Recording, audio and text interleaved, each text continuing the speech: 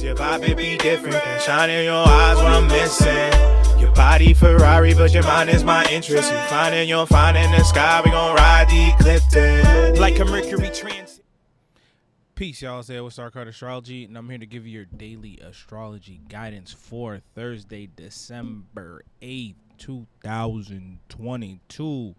And I just want to remind everybody to like, comment, and subscribe. You already know the drill. We're giving away a free natal chart reading at the end of the week here for anyone who comments, and subscribes. We'll be picking one winner. One. So, but you got to be subscribed, and you got to like, and you got to share. So, let's just pop this off right here. Where my pen at? How I lose my pen? Pen at? I know I didn't just lose my pen, bruh. Alright. Cool. How does something like that happen? I always put my pen back in the same spot. Oh, well, it's all good. We don't need the pen. Alright, so we're coming off of this full moon from yesterday, right? Gemini full moon. And let's see, we got the sun 17 degrees, right? Let's go.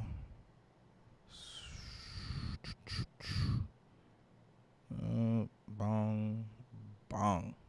Okay, don't got the pen. You gotta just roll with the punches, man. Right, 70 degrees, off of the opposition to the moon, but still opposing Mars. All right, and the moon. By the end of the day, tomorrow actually is going to ingress into Cancer, where it's at home. So we're coming off of this vibe where we're like, okay, I know what I need to do, but once this moon hits Cancer, it's like we're building up to this place where we're like, damn, like I need to feel as if I'm comfortable. So my advice just with that alone is kind of like, don't let emotions get the best of you, right? Coming up into tomorrow, because there are going to be things that come up that are going to be aggravating. They're going to try to kind of knock us off course, and kind of slow us down. So this is like culminating into that, right? Into tomorrow. So Friday, even though I'm doing this reading for today, everything's going to kind of build up into tomorrow. Because really, we still have this, we can call it a conjunction with Mercury and Venus, right? So that's the thing, is we have Mars and we have the moon that are still in Gemini. So we have to look at Mercury. And Mercury at 3 degrees. So, this is 3 degrees Capricorn. We're gonna see a lot of like harder conversations, right? People communicating, and it can be a little all over the place when it comes to how people are thinking and what they're trying to communicate, and a lot of truths come out during this transit, right? Because like I've been saying for the past couple of days, this Mercury in Capricorn is really just exposing a lot of where the structure of our lives personally and our outside of our lives, right? So society, reality, it's exposing what needs to change. So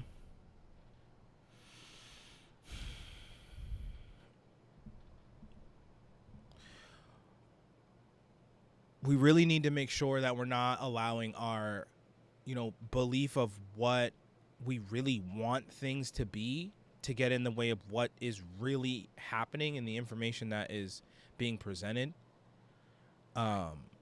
Because there's a lot of things that are trying to come out because we have, Jupiter that's still at the last degrees of Pisces, squaring Venus, and Jupiter's so big. I mean, I personally keep it at, well, it's also squaring Mercury, even though that's 4 degrees. I mean, Jupiter is one of the biggest planets, so we could give it even a 5-degree orb, so this is where the truth is coming in. And there's not much about denying what the truth is. It's more about how are we going to act on it with Mars that's in retrograde in Gemini.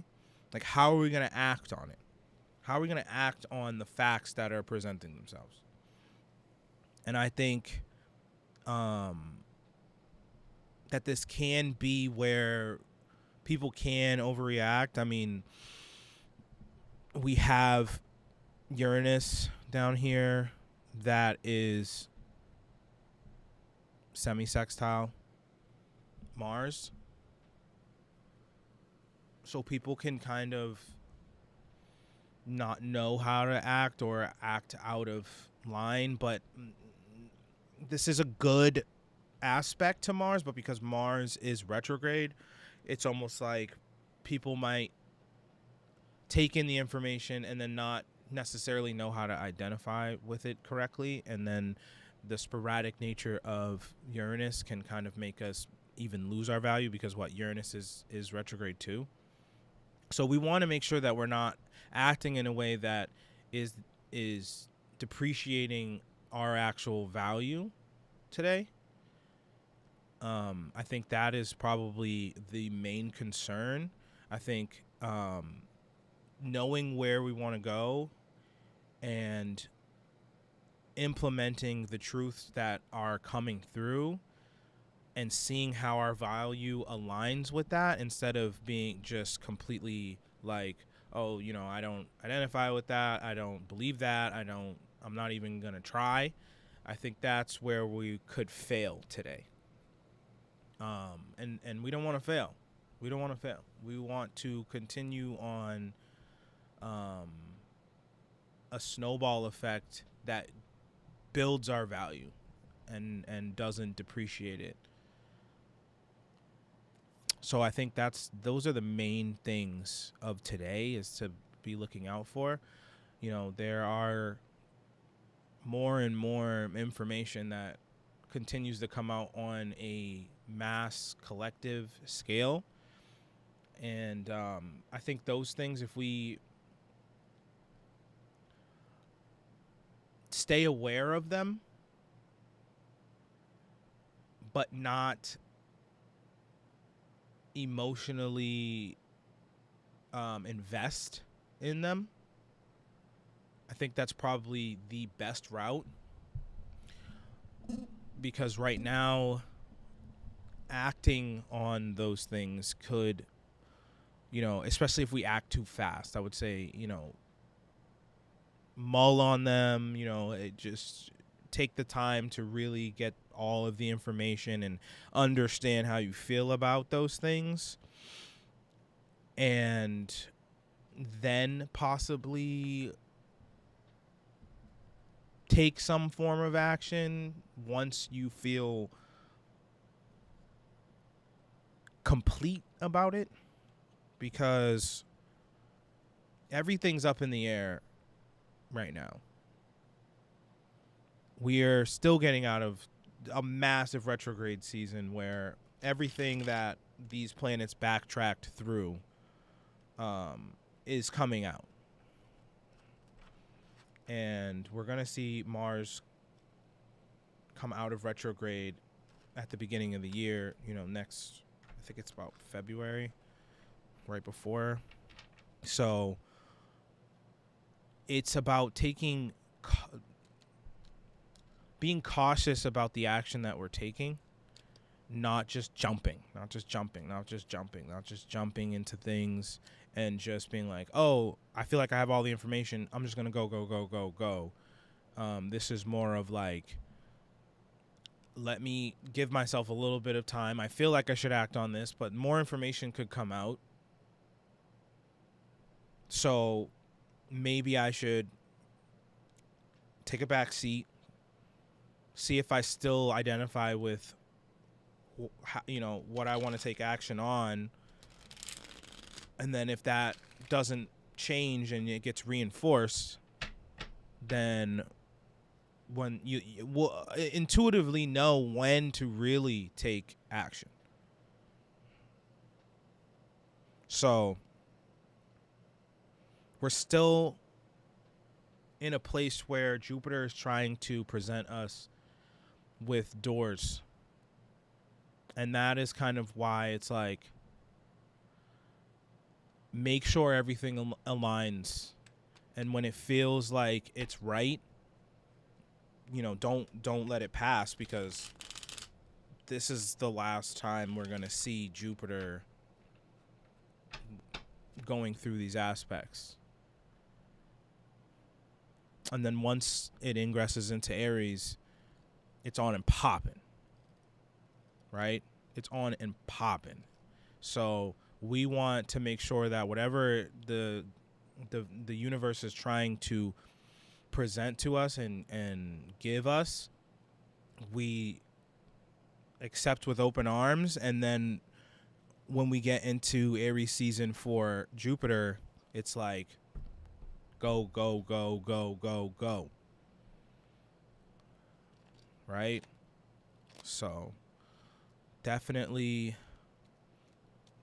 I don't want to say like an in-between moment, but this is kind of where it's like the things that we've been planning, the things that we've been working on should be working out. They should be, especially if they're meant for us, they should be working out. They should be expanding, and we're seeing results in them. If we're not seeing results in them, then they're probably not divinely aligned for us, and we need to figure out a pivot today.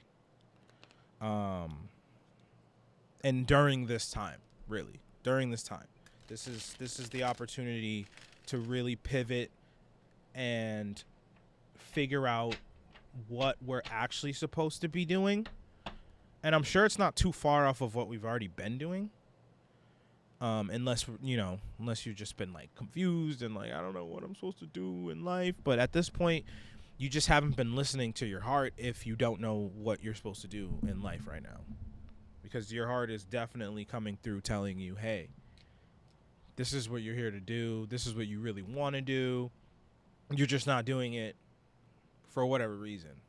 But if you have been and certain things aren't working out, this is about, well, where can I, it's almost like driving on a highway. You're like on the right path, but then it's like, well, which exit am I supposed to take? Right? So, and it's not even an exit really. It's more of like the lanes are about to split and it's still the same path, but there are niche ways that you can take. Where is your niche at? What is that? Where do you see yourself going that's more specific? And I think that will get us really on the right track, and we won't have to be questioning as much anymore. So the card for today is that beautiful Empress Empress card. I love how the crown shines. Beautiful Empress card. So, yeah, I mean, this is where we need to make sure that we are finding the beauty in our lives and where that actually lies. Like, you know, where do you feel like you have complete control over your destiny, and that makes you feel like you're happy to be here and happy to be a human being, and that you are royalty, because that's where we need to invest all of our time and all of our energy. And I know that that's not necessarily the easiest thing to do, because we live in a society where we need to make money and we need to be part of the financial structure and all of those things. But there are so many ways now to make that a reality, to make that something that funds whatever it is that you're doing, right? So it can be where it's like, all right, you know, I make $100,000 a year doing something I hate. Well, if you make that much money doing something you hate, then you should be taking that money and building what you love so that you can transition at some point. And that's about knowing your power. And that's the Empress, right? Knowing your power, knowing that you're here to create something that is beneficial and amazing for yourself, your family, and for humanity to progress, right? Because all of our contributions should be something that is going to keep going forever, that people can look back on and be inspired by at the least, right? At the least. It might not be something like, you know, Tesla, that we still use and improve upon and have created something that affects humanity at such a direct way for such a long time. It could just be something that withstands,